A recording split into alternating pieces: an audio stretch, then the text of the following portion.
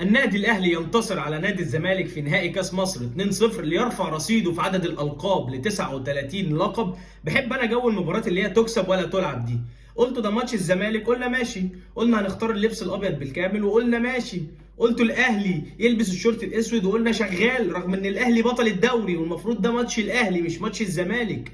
وقلت الماتش يوم الجمعه، قلنا ماشي، انما امام عاشور يسجل ده اللي مش هقبل بيه، ده اللي هرفضه تماما، وده اللي مش مقبول بيه اطلاقا. خلينا نبدا. دخل النادي الاهلي المباراه بتشكيل: في حراسه المرمى شوبير، 4 في خط الظهر معلول ربيعه عبد المنعم وهاني، 3 في نص الملعب سوليه وندفيد وامام، والمثلث الامامي شحات وتاو وكهربا. ومباراه بعنوان العيان والميت، حرفيا مباراه بعنوان العيان والميت. اللي يشوف نتيجه المباراه يقول ان النادي الاهلي عمل مباراه كبيره، رغم ان سوء التشكيل هو السبب في الاداء ده. شفنا حسين الشحات كان بينزل كتير ونص الملعب، حته البيلد اب او البناء للهجمه عند النادي الاهلي من لعيبه نص الملعب مس باص، وكانت الكور بتتقطع منك في حته خطيره. بس زي ما قلت لك هي مباراه بعنوان العيان والميت، فالزمالك حتى ما كانش ليه رده فعل على النادي الاهلي، او حته ان هو يستخلص الكوره من قدام ال 18 ويشكل خطوره على النادي الاهلي. الحمد لله ان دي ما كانتش موجوده. حتى شوط اول انت فاقد لادوار الاطراف، سواء معلول سواء هاني والشحات، اللي انا مش فاهم حته نزول الشحات لقلب الملعب دي. طب بتنزل على الطرف قلنا ماشي، انما ليه دخولك لقلب الملعب؟ اكيد تعليمات من الجهاز الفني، بس انا عايز افهم ليه. يعني هل انت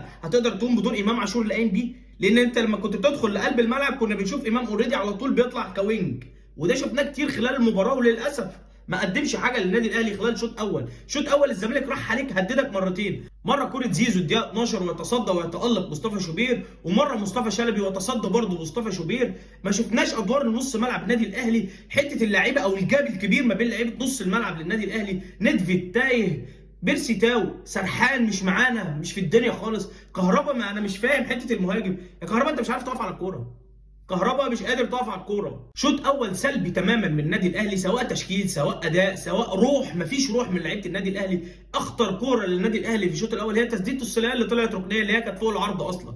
تخيل، دي اخطر حاجه اللي راحت على عواد دي خلال المباراه، مش يعني دي مش خلال الشوط الاول، انا بتكلم الشوط الاول هاخدها خطوه بخطوه. انت متخيل في الدقيقه 6 هي الكره الوحيده الاخطر، ده لو صنفناها اخطر كوره للنادي الاهلي في المباراه، تسديده السوليه اللي طلعت ركنيه. هي دي اخطر حاجه للنادي الاهلي. دخل النادي الاهلي الشوط الثاني، قلنا هنشوف تغييرات، قلنا هنشوف تنشيط في الحته الهجوميه للنادي الاهلي، قلنا هنشوف واحد زي ندفيد بيخرج من بدري، الا ان كولر وعادات كولر وتاليف كولر للدقيقه 73 ندفيد في الملعب. ليه في الملعب ندفيد؟ مش قادر افهم.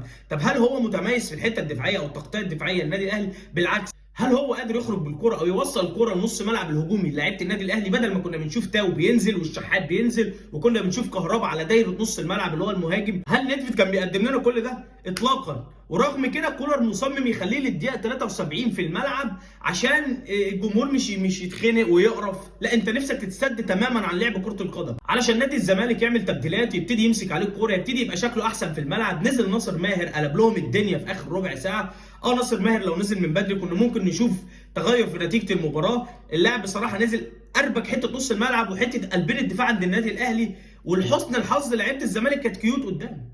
لحسن الحظ ان ما كانش في حد بيخلص قدام، وده اللي اتكلمت فيه في الفيديو اللي فات. قلت لك البطء بتاع عبد الله السعيد في نص الملعب هيأثر على نادي الزمالك، ودي نقطة إيجابية للنادي الأهلي، والمفروض تستغل ده عشان تيجي الدقيقة 73 وكولر يفتكر إن عنده لعيبة على الدكة عشان ينزل عمر كمال ومروان عطية وقفشة، ويخرج ندفيد وتاو والسولية، أسوأ 3 لعيبة أو من أسوأ 3 لعيبة في النادي الأهلي، عشان يبتدي شكل النادي الأهلي يتغير. وفي فيديو قبل الماتش ده اللي قلت لك عليه، قلت لك ان في عدم انسجام في قلبين الدفاع بتاع نادي الزمالك، وده اللي حصل في الماتش بتاع النهارده. عرضيه او اول كره تتلعب صح للنادي الاهلي من قفشه، امام عاشور ما فكرش ما وقفش ما الفش بوش رجله، ولا اروع ولا احسن من افضل اهداف النادي الاهلي في مباراه القمه، هدف امام عاشور، وانتوا عارفين ايه السبب. ولما تيجي تبص على لقطه الهدف الثاني للنادي الاهلي، بدايتها كان مروان عطيه هو اللي قطع وان تاتش لامام عاشور، ما تفلسفش، ما مسكش الكوره وقعد يلف حوالين نفسه على طول، مش محتاجه، الموضوع مش صعب. وده اللي اتكلمت فيه في فيديو قبل المباراه، قلت لك دايما هتلاقي مساحات في خط ظهر الزمالك وخصوصا على الاطراف، وده اللي حصل برضه في لقطه الجول الثاني. تيجي الدقيقه 93 تبديل للنادي الاهلي بدخول اكرم وموديست وخروج الشحات، اسوأ لاعب في النادي الاهلي، وخروج كهربا عشان يجي قفشه في المباريات اللي هو بيحبها. يا ابني انت مرزق والله العظيم، وابوك وامك وعيلتك راضيين عنك واهلك راضيين عنك، عشان يجي قفشه في الدقيقه 94 بعد قطعه ولا اروع من مروان عطيه. امام عاشور زي ما قلت لك استغلال المساحه اللي على الطرف، اسيست ولا اجمل، فيجن ورؤيه لقفشه ولا اروع، ببطن رجله على شمال عواد. والهدف الثاني للنادي الاهلي واقفل المباراه على كده. حاجه بسيطه حابب اتكلم عليها يا جماعه، جو المحلل مع المعلق ده انتهى من الثمانينات. الكلام ده ما بقاش فيه الكلام ده. حته ان المحلل قاعد جنب المعلق والاثنين يغنوا ويردوا على بعض، الكلام ده مش موجود. وانا عايز افهم هو يعني بتحللوا ايه؟ يعني هل الماتش في حاجه تتحلل اصلا؟ هل انتوا شايفين ان ده ماتش كره قدم ان محتاج محلل مع المعلق يحلل لنا كل لمسه وكل تفصيله لكل لاعب؟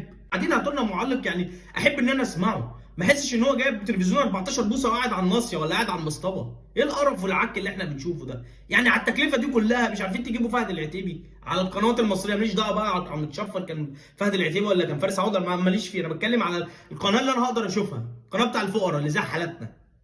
بلاش بقى جو المصاطب، الكلام ده انتهى من زمان. فوز مهم للنادي الاهلي، فوز في فتره صعبه للنادي الاهلي فنيا. النادي الاهلي كان محتاج فوز زي ده، فوز على فريق كبير زي نادي الزمالك. هنهزر ونضحك بس لازم تدي كل واحد حقه. فوز كبير على فريق زي نادي الزمالك في بطوله زي كاس مصر، بطوله مش سهله وماتش مش سهل على النادي الاهلي، في ظل ما انت بتعاني من سوء اداء في الفتره الاخيره. في النهايه مليون مبروك للنادي الاهلي، مليون مبروك جمهور النادي الاهلي، وبالتوفيق في المرحله اللي جايه. سلام.